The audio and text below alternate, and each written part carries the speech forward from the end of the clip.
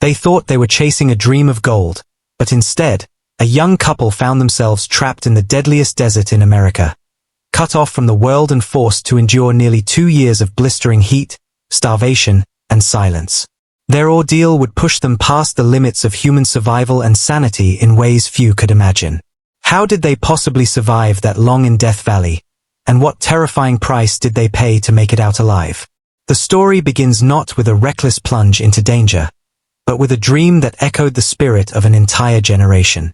In the mid-1800s, thousands of families and couples loaded wagons, left their homes in Missouri and beyond, and struck westward during the frenzy of the California gold rush. They carried with them visions of shining rivers full of gold, fertile land, and the promise of freedom from the routines that had bound them in the East. Among them were George and Margaret, a young couple in their 20s, both with strong hands hardened from farm labor, both convinced that fortune lay somewhere beyond the horizon. Their names never made newspapers like the big gold strikes did, but their ordeal would become one of the darkest and most haunting tales of human endurance in Death Valley's long history. They joined a group of families known later as the Lost 49ers, who believed a shortcut across the desert could save them weeks on the trail. Wagon wheels creaked and oxen strained as they pressed forward into landscapes no one among them fully understood. When they reached the basin that would later be called Death Valley, the world changed around them in a way none were prepared for. The ground shimmered with white salt, stretching into distances that distorted in the rising heat. Even in December, the air was drier than anything they had ever felt, each breath stealing moisture from their lips. Mountains loomed in strange colors of purple, red, and gray, their peaks jagged like the teeth of a saw. It was beautiful, yes, but also unsettling, like stepping into a land not meant for the living. At first, there was confidence. They had food, water barrels strapped to the wagons, and the determination of youth. George was known for his optimism, telling Margaret they would find a spring soon, that they were simply between the green valleys everyone spoke of. But with each day, the oxen faltered. Grass was nowhere to be seen. The animals stumbled on cracked hooves, ribs showing, eyes glazed with exhaustion. By the time they reached the middle of the valley, 2 oxen had collapsed and died where they stood, their bodies quickly claimed by scavenger birds. Families argued in low voices around campfires, some insisting they turn back, others swearing salvation lay just ahead. One by one, groups split off. Some tried to scale the mountains in desperate escape. Others pressed forward into deeper desert. George and Margaret made their decision quietly. They believed they had found a trickle of water near the base of a canyon wall, enough to fill their canteens if they waited patiently. They decided to stop, to wait for other travelers or for rescue, thinking it might be days at most. They had no idea this pause would stretch into nearly 2 years. Their wagons, once full of supplies, became skeletal frames of wood, stripped piece by piece for fuel. Their oxen hides, once discarded as too tough to chew, became meals boiled until the leather softened into foul-smelling strips. They dug into the side of a wash, carving a hollow where the sun would not burn them alive at midday, their first true shelter. At night, the desert turned against them in a different way. Temperatures plunged, and they huddled beneath ragged blankets, the silence so complete it felt like a living presence pressing against their ears. Hope began to thin with each passing week. George kept a journal, the first entries written with firm hand, describing the land around them and their plans to ration food carefully. But as weeks turned to months, his words grew shorter, almost frantic. No wagon yet. No man yet. Margaret prays. We wait. His neat script dissolved into scrawls, smudges, half-sentences scratched into paper yellowed with dust. Margaret tried to keep faith alive with hymns, her voice carrying over the salt flats, sounding too small against the immensity of the valley. Sometimes George listened in silence, sometimes he looked away, afraid to admit he no longer believed rescue would come. By the time spring arrived, they were alone. Every other family had vanished into the desert, their fates unknown. George and Margaret stood at the edge of a basin that stretched for miles, watching dust devils twist upward like spirits. They were not explorers, not anymore. They were prisoners. Yet even as the desert pressed in, they made the choice that would define them. They would endure. They would outlast the silence, the hunger, and the heat. And somehow, despite the odds stacked against them, they did. At first, survival was a series of improvisations, small adjustments that barely kept them alive. George rationed their flour into tiny portions, mixing it with water to form a paste he baked on heated stones. Margaret gathered mesquite beans when the pods ripened, grinding them into a bitter powder that made the paste less meager. When their salted pork spoiled, she boiled strips of oxide from the wagon harnesses, chewing until her jaw ached. They learned to find food in the scraps of a world that seemed to hold nothing. Each discovery was a victory, each meal a reminder they could fight another day. Water was the real lifeline. The seep George had found dripped so slowly they had to place a cloth beneath it overnight to collect what droplets fell. In the morning, they wrung the fabric into a tin cup, each swallow more precious than gold. Sometimes the seep dried entirely, and George would wander for miles, lips cracked and bleeding, searching for another source. More than once, he returned with nothing, collapsing at the camp's edge, Margaret pressing the last of their water against his lips, praying he would revive. Yet each time, somehow, he did. The first summer was nearly their undoing.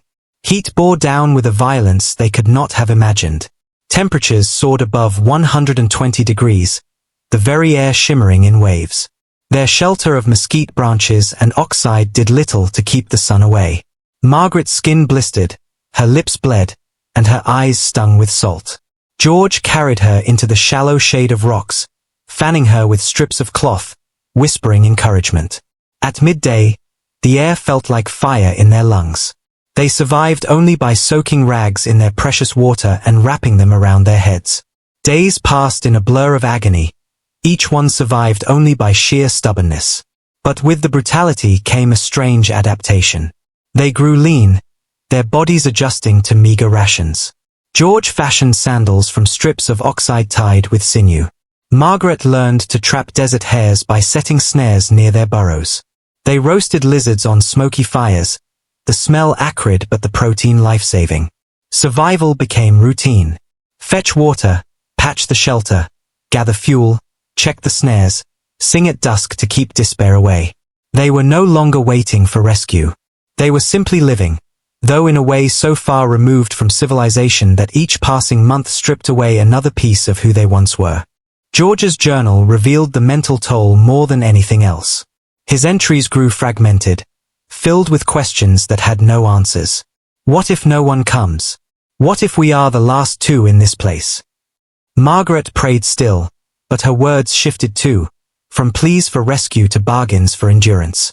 She began to speak of the valley as though it were alive, a force watching them, testing them. She told George they had been chosen, though she did not know for what. He listened, sometimes with skepticism, sometimes with relief, because even madness was better than silence. Seasons turned. Winter brought cold winds that cut through their rags, chilling them to the bone. They huddled together in their dugout, the fire smoking, the air thin and bitter. When rain finally fell, they ran outside, holding out every container they had, their faces lifted as if the sky itself had blessed them. Spring brought wildflowers blooming briefly across the valley floor, a riot of color so sudden and strange that Margaret wept, certain it was a sign they had been remembered. Then the blossoms died, and the desert returned to silence. By the end of their first year, they were no longer pioneers chasing gold. They were survivors of a world stripped bare, clinging to each other against a backdrop of endless salt and stone. Their hair hung long and tangled, their bodies gaunt and scarred, their eyes hollow but still alive. They had endured storms of heat, hunger, and despair, and as the second year loomed, they began to understand the truth that terrified them most. Death Valley was not trying to kill them outright. It was content to let them linger, to keep them alive in its grip, to watch as they slowly became part of its haunting silence. By the second winter, the valley had taught its own calendar, not of months or saints' days but of winds and shadows, of the moment the sun touched a particular ridge and the hour the seep began to sing again. Morning meant breath you could see and the hush of frost on salt. Noon meant light that flattened everything until distance vanished and even hope looked close enough to touch. Night meant a sky hammered with stars so bright it felt wrong to speak beneath them. George and Margaret learned these hours in their muscles. When to work, when to hide, when to lie still and let the air cool their skin. Their shelter had become a layered thing, dugout below, lean-to above, a weave of mesquite and oxide patched and repatched until it looked like a garment worn by a saint or a beggar. The soot on the wall held a map of their days. A tally of water skins filled, a circle for each rabbit snared, a line through any tool that broke and had to be reborn from wire and will. They were not waiting so much as rotating through motions that stood between them and the last, quiet long sleep. Food was not a thing to be gathered but a puzzle to be solved. George set deadfall traps where rabbit tracks stitched the sand like dotted lines. He learned the exact pressure a flat stone required to fall clean, the way to mask his scent with ash. Margaret carried a willow switch and checked the traps every dawn, whispering apologies when the snares held something warm. She cleaned game with a shard of bottle glass found in the wash, hands steady from repetition, face expressionless until it was over. When nothing moved at all, they scraped seed from cactus pads and burned off the spines, the smoke sharp and vegetal, the taste a green echo that haunted the tongue. On rare nights when a lizard fattened their fire, Margaret closed her eyes for the first bite, as if memory tasted better that way. They measured their bodies against the work. Margaret's arm, rope-thin, could still lift a brimming pot. George's back, all knobs and tendon, could still carry water skins 2 at a time from the seep to the dugout. They took turns sleeping the deepest sleep, an agreement born of fear that both would fall too far at once. On Margaret's nights, George sat by the doorway with a branch in the coals, drawing circles in the dust and blowing on the ember until it showed blood orange. On George's nights, Margaret hummed the hymn that fit the pace of her breath, turning the melody into a rope she could hold. They woke each other gently, with a thumb on the wrist, a single word, a sip of water. Silence was not empty here. It had edges you could cut yourself on. Sometimes wind filled the canyon with a noise like distant surf, strange and tender, and they would both look up as if listening to a voice. Other times it came as a pressure against the chest, a weight too heavy to name.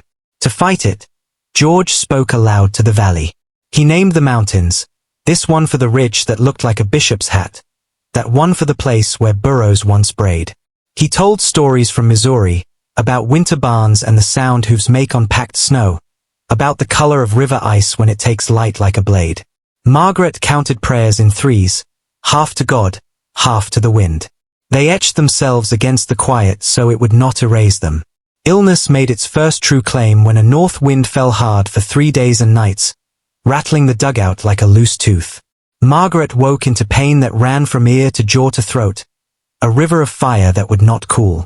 Fever took her thoughts and left her staring at the roof while George spooned water into her mouth 1 thimble at a time. He soaked rags and placed them on her neck. He sang, off-key and earnest, a child's rhyme about a blackbird pie. When the worst broke and sweat soaked her hair, she turned her face to the wall and cried without sound, the way children do when they learn what pain can do to time. Their world extended a few miles in every direction, a bowl they mapped with boot prints and memory.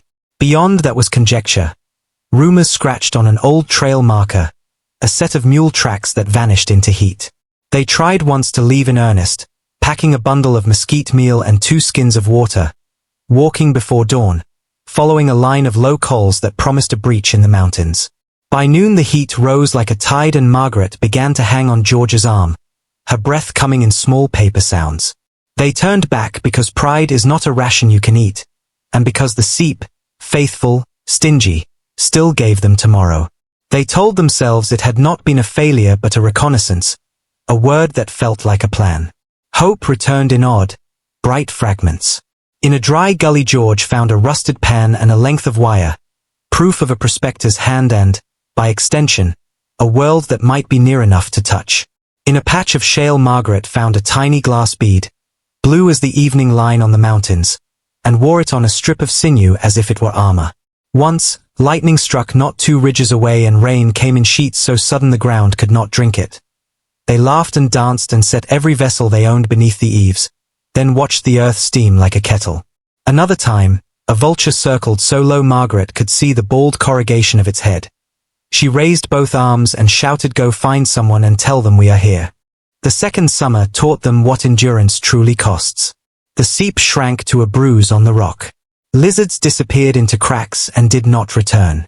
Coyotes, skin tight over bone, watched from a ridge with calm, appraising eyes.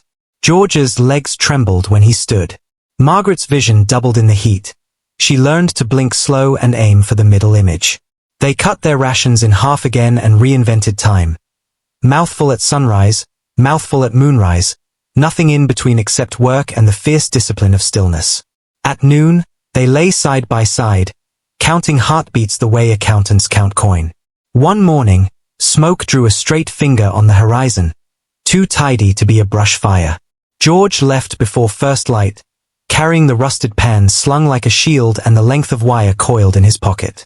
He moved by shadow, crest to wash to crest, counting his steps in sets of 100 so he would have a number to bring back. The smoke died by the time he reached the ridge, but evidence remained. A circle of stones still warm, a print of a boot heel broader than his, a burlap thread caught on a creosote thorn. He found a scrap of sack with the memory of beans stitched into its weave and knelt with his hands at his face like a man at prayer. He returned at dusk with a pouchful of what the sack had left, a generosity left behind by a stranger's hunger. They ate careful that night, slow, as if gratitude had a pace you could match. Full bellies changed nothing and changed everything. The world brightened half a shade. They spoke of leaving again when the heat softened, of following the ridge where the boot had angled north, of writing a note on a scrap of flour sack and wedging it in the crack by the seep. Margaret suggested they carve words on the canyon wall in letters big enough for the sky to read.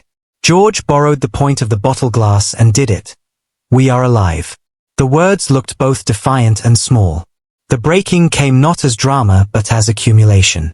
A leak in the roof that kept widening. A blister that would not heal. A morning when George's hands shook so badly he spilled water twice. A night when Margaret woke from a dream of bells and could not stop crying because the sound in her head was too beautiful to bear. They feared that rescue might come and find two people who no longer knew how to answer to their names. And then footsteps entered the script, real, human, careless in the way only the saved can be. Voices carried along the wash, men arguing about a map, the metallic clink of a pick set down on stone. George stood first, too fast, and the world went to snow for a second. Margaret grabbed his arm, both of them suddenly shy, like children caught trespassing in their own lives. The men rounded the bend and stopped as if the air had turned to glass. One took off his hat. Another said, quietly, "Jesus." No one moved for a count that might have been 10 or 100. Then the brim of a canteen appeared, the tilt of mercy older than any trail. The prospectors brought water first, then food, then names. They asked questions gently and listened without interrupting, as if sound might break the survivors. A pack animal waited beyond the bend, ears flicking. George and Margaret looked at it as if a myth had stepped into noon. When the men said the words "come with us," the couple did not stand right away.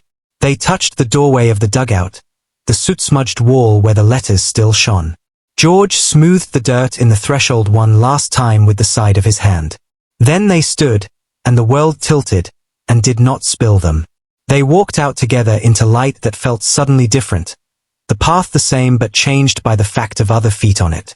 Behind them the dugout breathed heat and smoke and everything they had learned about not dying. Ahead, voices. Ahead, the first turn in the wash they had not dared take alone.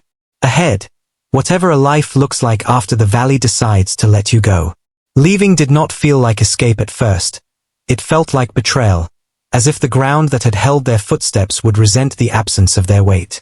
The prospectors led slowly, checking that the pace did not snap the survivors like brittle twigs. The pack animal carried what the couple could not. A bundle of mesquite tools, the rusted pan, a twist of wire, the blue bead Margaret would not remove. George walked with his hand hovering at her back, not touching, as if he feared that pressure might scatter her. The ridge line unscrolled, familiar and suddenly immense, because the scale of the world is measured not only by distance but by company. Every few minutes one of the men said "almost there," and even though the words were not true, they helped. Their first night with fire that did not need coaxing was bewildering. The men brewed coffee, a smell that almost broke Margaret in half. She cupped the tin and stared at the steam as if it were a ghost come to bless them. George held bread in both hands and did not eat until she nodded. Swallowing hurt, fullness hurt more. The men spoke softly around them, not with pity but with a practical kindness born of long roads. They told of routes and springs and a trading post beyond the range where a doctor could be found. They did not speak the valley's name. Names have power. They let the flames speak instead. The doctor did what doctors do. Counted ribs, checked pupils, listened to lungs, tested reactions with taps and light. He said the word marvelous twice, not as praise but as disbelief aimed at biology. He warned about refeeding, about the way a starved body can fail if fed too quickly. He cleaned a wound on George's heel where a sandal thong had chewed through skin, wrapped Margaret's ankle, and looked at her hands for a long time, the thickened callus at the base of the thumb that tells a story few modern tools require.